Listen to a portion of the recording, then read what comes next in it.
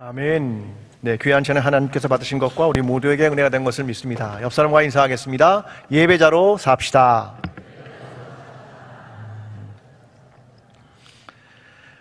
네, 잘 지내셨습니까? 날씨가 좀 많이 추워졌죠? 네, 우리 옷도 좀 따뜻하게 입고 있고 건강 잘 유의하시면 좋겠습니다. 자, 오늘은 나와 공동체 8번째 시간 광야로 혹은 요단강으로 라는 제목으로 하나님 말씀을 나누겠습니다.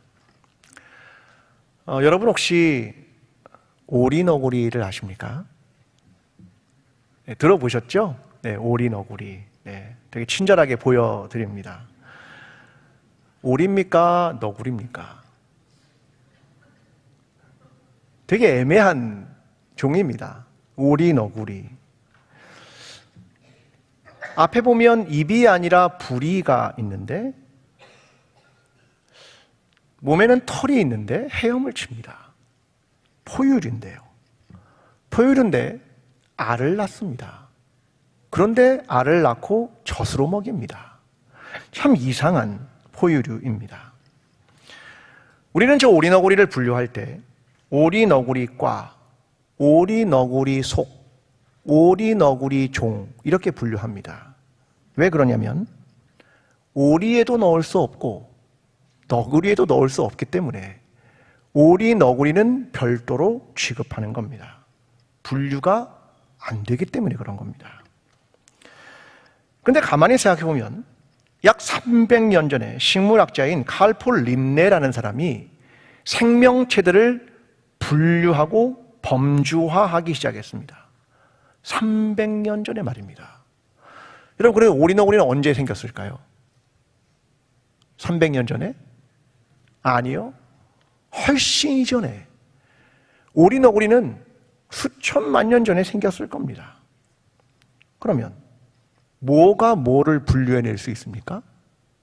300년 전의 이야기로 분류해낼 수 있습니까? 아니, 뭐가 뭐를 분류해야 하는 겁니까? 여러분, 분류에 들어가지 않으니까 낯설고 이상해 보입니다. 오리, 너구리가 이상한 겁니까? 분류법이 이상한 겁니까? 생각을 해봐야 한다는 겁니다. 여러분, 우리 교회는 이상한 교회입니다. 분류에 잘 맞지 않는 교회입니다. 한국교회 일반적인 전통교회, 100년이 넘은 교회는 평균 연령이 보통 60대를 상회합니다. 그런데 우리 교회는 50대 초반입니다. 분류에 잘 안 맞습니다. 다음 세대의 교회학교 수는 일반 교회학교들처럼 확실하게 줄었습니다. 그런데 다니엘 선교학교의 아이들이 선교 훈련을 시키겠다고 지원하려니까 여태까지 중에 가장 많은 26명이 지원했습니다. 이상합니다. 한국교회에 점심 식사가 사라졌습니다. 코로나 이후에 약 40%가 좀 넘는 교회들이 회복을 했습니다. 그런데 대부분의 한국 교회들은 여성들이 이제 식당 봉사를 안 하겠답니다. 일반적인 얘기입니다. 그래서 쉽게 말하면 이런 얘기도 있습니다.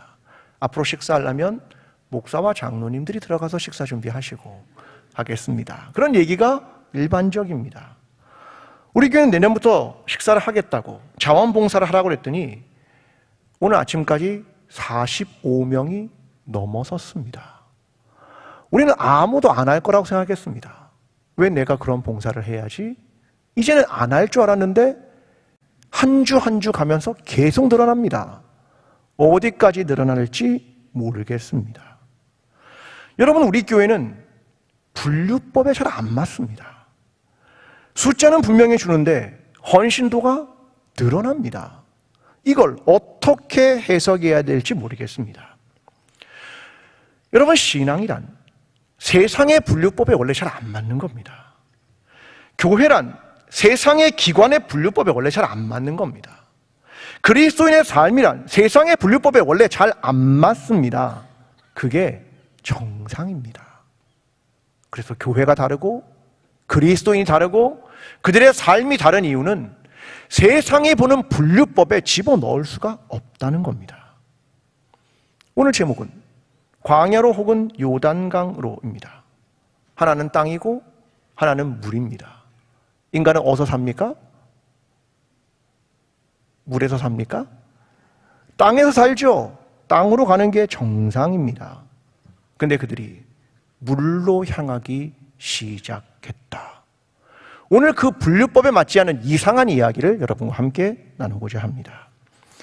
이스라엘은 가나안 땅을 정탐한 이후에 38년의 시간이 흘렀습니다. 다시 여리고성에 정탐꾼을 보냅니다. 그리고 이스라엘 백성은 요단 앞에 섰습니다. 관리들은 백성에게 말합니다. 제사장들이 여호와의 언약궤를 어깨에 메거든 너희는 2000규빗의 거리를 두고 따르라. 그리고 너희는 이전에 지나가 보지 못한 길이므로 그 언약궤를 따라가라. 그리고 백성을 성결하라. 그러면 기이한 일을 너희에게 보낼 것이다. 드디어 여호수아가 언약궤 그것을 제사장들에게 어깨에 메게 하고 백성들 앞에 건너기 시작했다. 그게 오늘 본문 전체의 이야기입니다. 오늘 우리의 현재의 삶에 영향을 주는 것은 두 가지입니다. 하나는 과거, 하나는 미래입니다. 과거가 현재에 영향을 줍니다. 그리고 미래도 영향을 줄 수 있겠죠. 과거가 영향을 주는 걸 결정론 이렇게 말할 수 있습니다. 과거에 영향을 받으며 결정된 것을 오늘 행한다 그 말입니다. 미래에 영향을 받는다는 건 목적론 이렇게 말할 수도 있겠습니다. 미래에 어떤 방향으로 갈지 그 목적을 세워놓고 오늘 우리의 행동을 결정한다. 어떤 게 맞습니까? 아니요. 어떤 걸 선택하시겠습니까?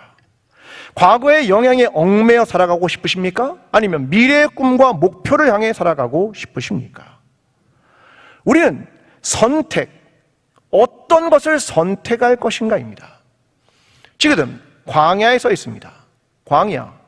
그들은 과거의 애굽, 미래의 가나안 사이에 서 있습니다.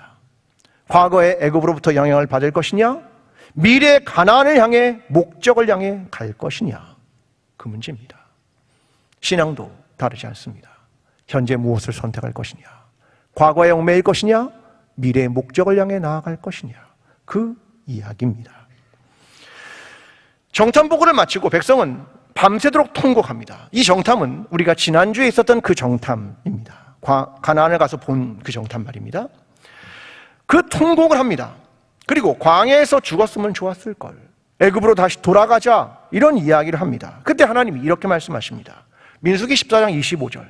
아말렉인과 가나안인이 골짜기에 거주하나니 너희는 내일 돌이켜 홍해 길을 따라 광야로 들어갈지니라. 정탐꾼의 보고를 듣고 통곡을 합니다. 그랬더니 하나님이 다시 광야로 들어가라. 애굽에서 나올 때 광야가 아니라 가나안 앞에 섰는데 다시 광야로 들어가라 그 말입니다. 지난 2년간의 삶, 그들의 수고, 땀 다 허무하게 사라지는 겁니다. 하나님은 민수기 14장 32절과 33절에 이렇게 말합니다.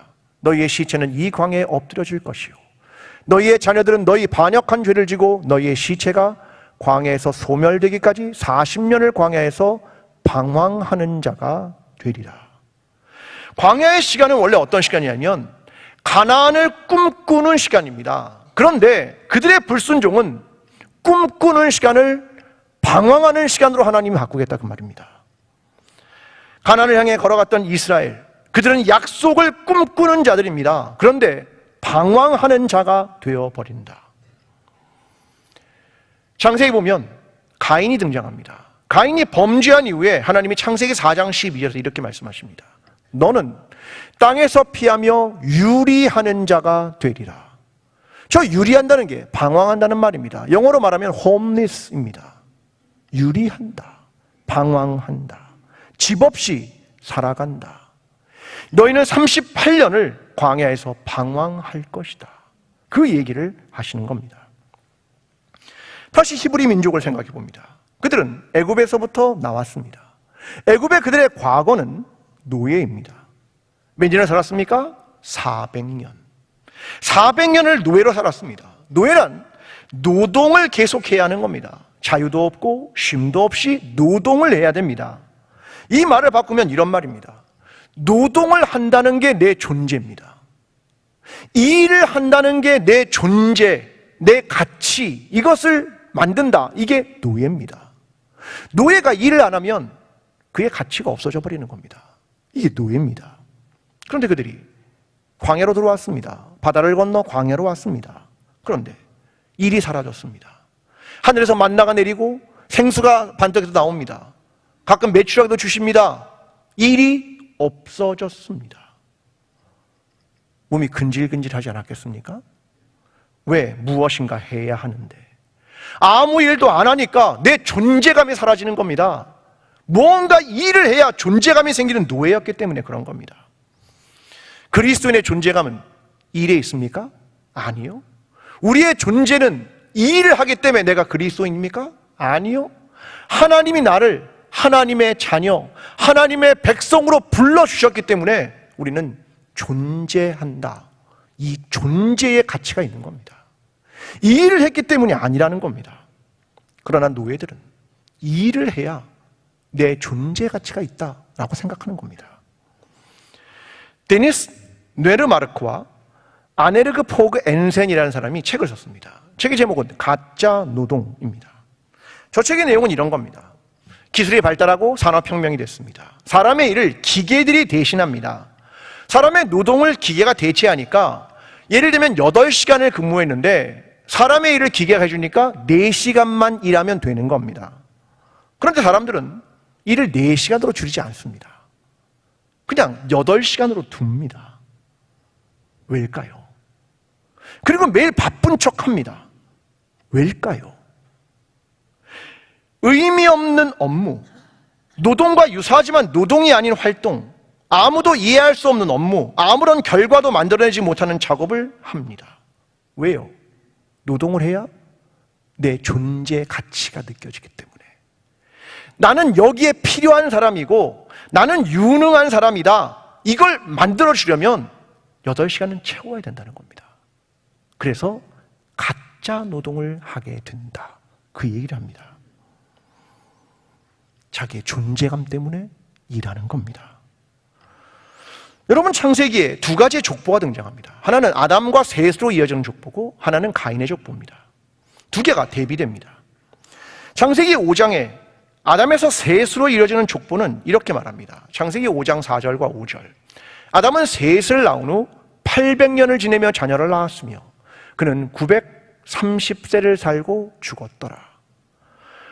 똑같은 패턴을 반복합니다. 족보니까요. 이런 말입니다. 누구를 낳고 몇 년을 지내며 몇 세에 죽었더라. 그 얘기입니다. 그런데 창세기 4장의 가인의 자손의 족보는 좀 다릅니다. 4장 18절 이렇게 말합니다. 에녹이 이랏을 낳고 이랏은 무후야일을 낳고 무후야일은 무드사이를 낳고 무드사이는 라멕을 낳았더라. 좀 다르죠. 그냥 낳고로 끝납니다. 둘의 차이는 뭡니까? 하나는 시간이 있고 하나는 시간이 없습니다. 몇 년을 살았는지 몇 세에 죽었는지 내용이 가인의 족보에는 없습니다. 여러분, 하나님 안에 살지 않으면 방황일 뿐입니다. 하나님은 시간을 계수하지 않습니다. 그저 방황했기 때문입니다. 하나님께서 원하시는 건 넌 하나님의 시간 안에 있느냐? 너는 의미 있는 시간에 있느냐? 아니면 그냥 방황하고 있느냐? 그겁니다. 이렇게 시작되지 38년의 광야의 시간이 시작되었습니다. 그때 기록된 몇 가지의 사건은 이겁니다. 다단과 아비람이라는 레위인이 제사장에게 반란을 일으켰다. 원망으로 인해 불뱀에 물렸다. 발람과 모압 여인들과 음행했다. 사건. 반란, 원망, 범죄. 광야라는 땅을 살면 될 것 같습니까? 광야라는 땅으로 들어가면 괜찮을 것 같습니까? 그 시간이 방황의 시간일 뿐입니다. 신앙이란 하나님의 시간을 살아가는 겁니다. 하나님이 인정하고 계수하는 시간을 살아가는 거지 시간이 흘러간다고 되는 것이 아닙니다. 오늘 저와 여러분의 신앙, 우리의 신앙이 광야에서의 방황이 아니라 하나님께서 계수하시는 하나님의 시간을 살아가는 저와 여러분의 신앙이 되기를 간절히 기도합니다. 시간은 흘러 38년이 흘렀습니다. 드디어 그들은 요단강 앞에 섰습니다. 광야를 보냈던 시간을 마치는 시간, 40년의 시간을 결실하는 시간, 출애굽했던 목적을 완성하는 시간이 다가왔습니다. 그들의 눈앞엔 요단강이라는 물이 있습니다. 요단강이 도대체 그 폭이 건너니까 얼마나 컸을까? 얼마나 깊었을까? 생각하게 되겠죠. 여호수아 3장 15절이 이렇게 말합니다. 요단이 곡식 거두는 시기에는 항상 언덕에 넘치더라. 그 시기는 물이 많았던 시기다. 그걸 지금 설명하고 있는 겁니다. 학자들은 요단강의 폭은 약 1.6km, 물이 많을 때, 그리고 그 깊이는 3에서 4m 정도였다고 말합니다. 작지 않습니다. 학자들은 언약궤와의 거리가 2000규빗, 약 900m입니다. 그게 한복판에 들어갔을 거라고 상상합니다. 그러니까 적어도 강폭은 1.8km, 작지 않습니다. 우리의 눈으로 보기에 불가능해 보이고 너무 멀어 보입니다. 아니, 옛날에 40년 전에 우리의 조상들은 바다도 건넜대. 그렇지만 지금 이 세대는 새로운 세대입니다. 눈앞에 있는 1.8km의 물 건넌다? 아무런 장비도 없이 쉽지 않습니다. 근데 관리들이 진중을 다니며 요단강을 건너는 방법을 백성에게 말하기 시작합니다. 여호수아 3장 3절. 백성에게 명령하여 이르되 너희는 레위 사람 제사장들이 너희 하나님 여호와의 언약궤에 매는 것을 보거든 너희가 있는 곳을 떠나 그 뒤를 따르라. 뭘 얘기하는 겁니까? 제사장들이 여호와의 언약궤를 매는 것을 보면 따라가라. 요단을 건너는 방법입니다. 여호수아 3장과 4장에 자그마치 10번 등장하는 단어, 여호와의 언약궤. 너희는 뭘 보고 있느냐? 눈에 물이 보이느냐? 저 넓은 폭의 강이 보이느냐? 저 깊은 수심이 보이느냐? 두려운가? 너희가 보아야 될 건 뭔 줄 아느냐? 여호와의 언약궤. 그걸 보고 건너라. 그 얘기를 들려주는 겁니다.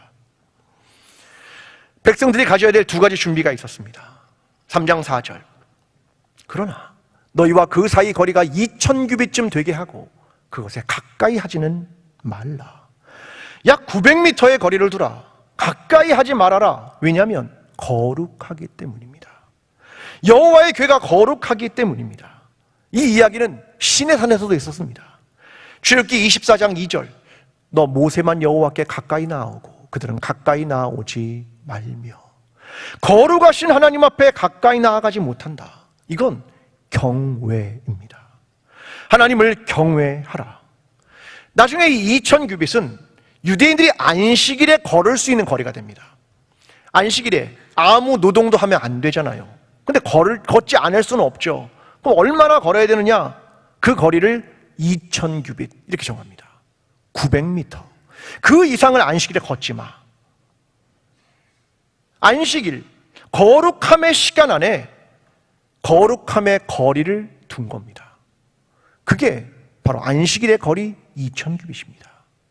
넌 하나님을 경외하느냐? 그걸 의미하는 겁니다. 또 하나의 이야기를 들려줍니다. 여호수아 3장 5절. 여호수아가 또 백성에게 이르되 너희는 자신을 성결하게 하라. 여호와께서 내일 너희 가운데 기이한 일들을 행하시리라. 너희는 자신을 성결하게 하라. 히브리어로 카다시 그런 말입니다. 헌신하다, 거룩하게 하다, 하나님과의 관계를 오염시키는 것으로부터 분리하다. 이게 카다시입니다.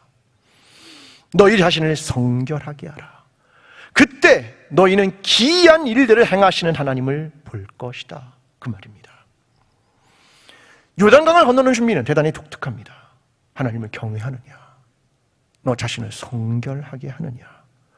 군사적 훈련이나 무기를 준비하는 것이 아니라 그들은 경외함, 성결함. 그러나 여리고성을 정탐꾼을 보냈기 때문에 그걸 안 한 것도 아닙니다. 그 준비도 하지만 더 중요한 건 영적인 준비다. 그 얘기를 하고 있는 겁니다. 우리 한 사람 한 사람은 영적 준비가 되어 있습니까? 우리의 공동체는 영적인 준비가 되어 있습니까? 시선을 어디 두는 겁니까? 요단강의 커다란 물입니까? 깊은 수심입니까? 아니면 여호와의 언약궤입니까? 물을 보고 두려우십니까? 언약궤를 보는 자에게 미래가 열린다고 약속하고 있는 겁니다. 우리는 시선을 어디에 둘 것인가? 나는 오늘 나 자신을 성결하게 하는 일을 할 것인가? 그 이야기를 하는 겁니다.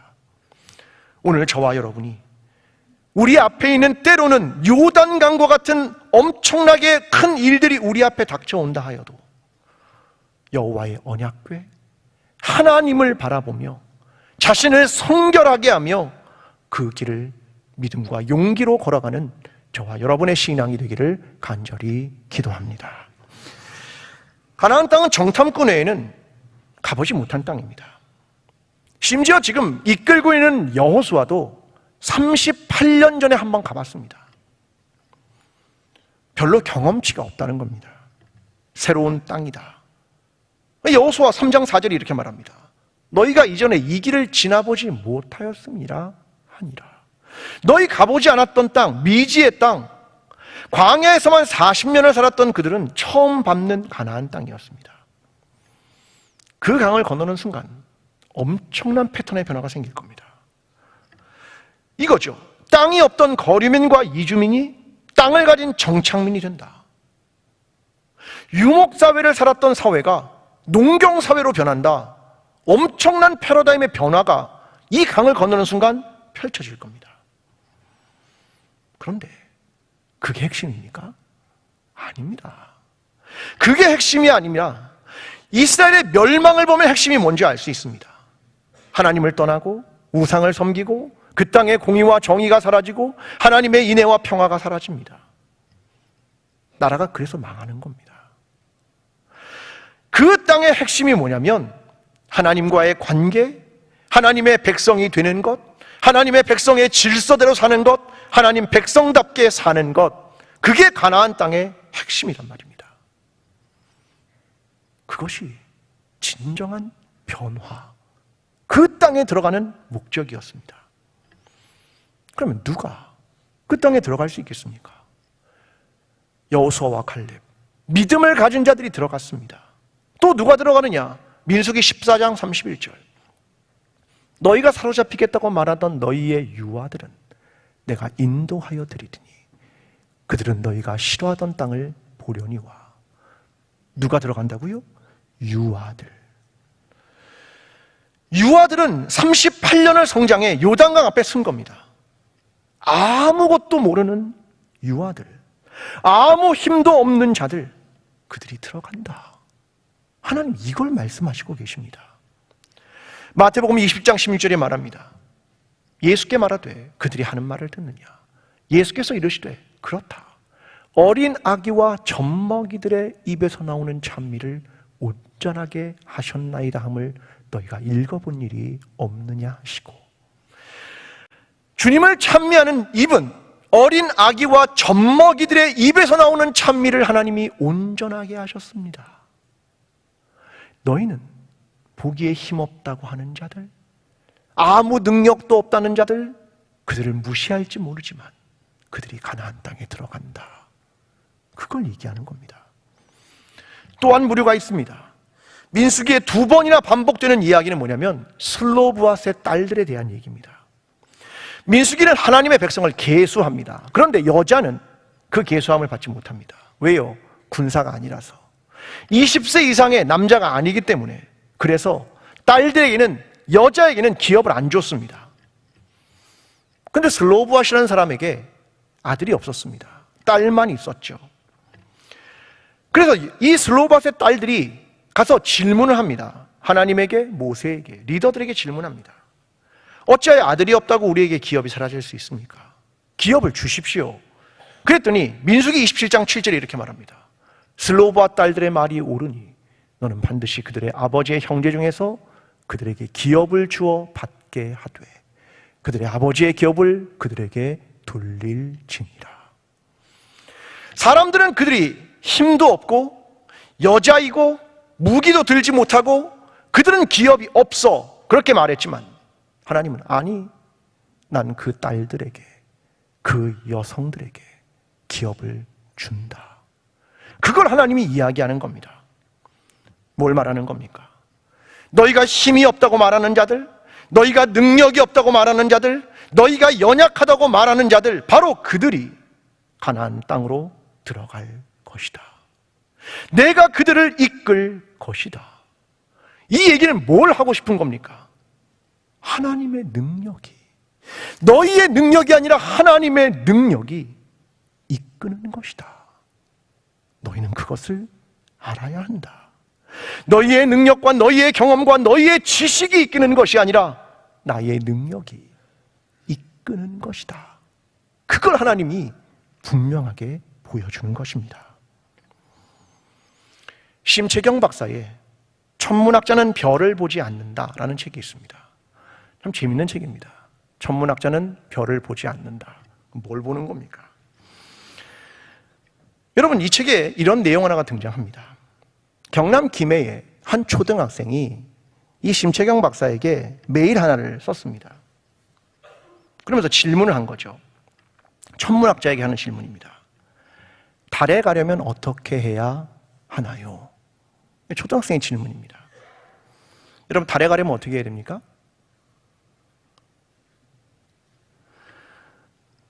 우리도 답하기 되게 어렵습니다. 근데 저자가 이렇게 말합니다.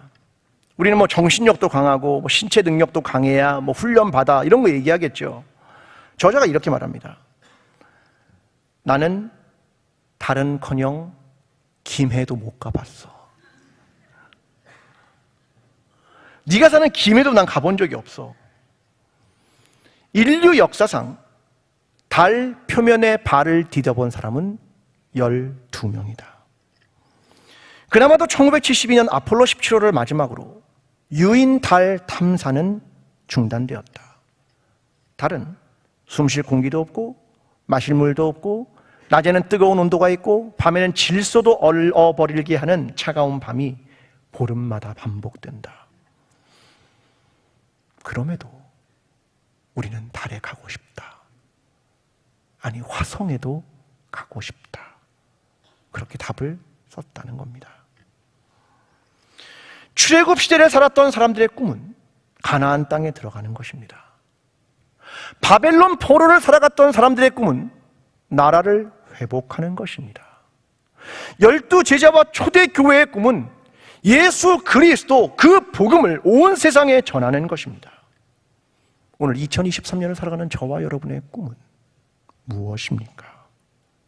단 12명의 정탐꾼, 단 12명이 달에 발을 디뎠습니다. 그래서 멈출 겁니까? 여러분, 기독교는 2000년 이상을 버텨온 겁니다. 그 시대마다 위기가 있었고 그 시대마다 어려움이 있었습니다. 그러나 두려워하지 않고 절망하지 않고 시대에 응답하며 2000년을 버텨온 겁니다. 기독교가 국가교회가 되었습니다. 그러나 타락해버렸을 때 그들은 수도원 운동을 일으켰습니다. 수도원 운동을 일으켰는데 또 타락을 합니다. 그러자 종교개혁을 일으킵니다. 종교개혁이 일어나는데 또 타락합니다. 경건주의 운동을 일으킵니다. 이것도 타락합니다. 대부흥운동을 일으킵니다. 그렇게 시대마다 어려운 일들을 만날 때마다 기독교는 대안을 찾았고 변화하였고 하나님의 뜻을 찾아 그 시대마다 길을 걸어갔기에 기독교가 2000년 이상을 버텨올 수 있었던 겁니다. 오늘 저와 여러분의 꿈은 무엇입니까? 시대 앞에 절망할 겁니까? 낙담할 겁니까? 아니면 어떤 꿈을 향해 갈 겁니까? 오늘 어쩌면 우리는 요단강 앞에 선 사람들입니다. 광야의 확실한 땅, 그것으로 다시 가려는 사람이 아니라 요단강의 물, 글로 발을 내디디려는 사람입니다. 누가 물을 건널 수 있겠습니까? 저는 그때 하나의 찬양이 떠올랐습니다. 나는 믿네 라는 찬양입니다. 저 가사는 이렇습니다. 내 앞에 바다가 갈라지지 않으면 주가 나로 바다 위 걷게 하리. 나는 믿네 주의 능력으로 내 삶 새롭게 되리. 나는 및 내 주의 능력으로 담대히 나아가리라. 주와 함께 싸워 승리하리라. 날마다 믿음으로 나 살아가리. 처음 기록한 저 가사가 제 마음에 생각났습니다. 찬양은 이렇습니다.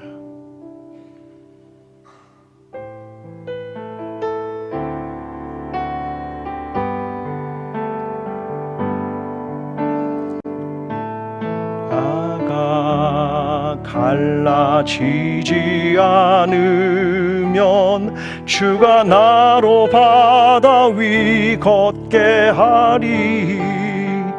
나는 믿네. 주의 능력으로 내 삶 새롭게 되리. 나는 믿네. 주의 능력으로 담대히 나가리라. 주와 함께 싸워 승리하리라. 날마다 믿음으로 나 살아가리. 사랑하는 성도 여러분, 우리 앞에 바다가 갈라지지 않으면 주님이 우리를 물 위로 걷게 하실 겁니다. 여러분, 이 사실을 믿으십니까? 우리 앞에 찾아오는 두려움과 우리 앞에 찾아오는 절망 앞에서 넌 과연 물을 건널 수 있다고 생각하느냐? 넌 과연 그 요단강을 건널 수 있다고 생각하느냐? 누군가가 우리에게 물을 때 그렇게 답하십시오. 내 앞에 바다가 갈라지지 않으면 주님이 우리를 그 물 위로 걷게 하실 것입니다. 결국 그렇게 가나안 땅으로 들일 것입니다. 여러분, 그것을 기억하며 그 하나님의 약속을 믿으며 그 길을 담대히 걸어가는 저와 여러분이 되기를 간절히 기도합니다.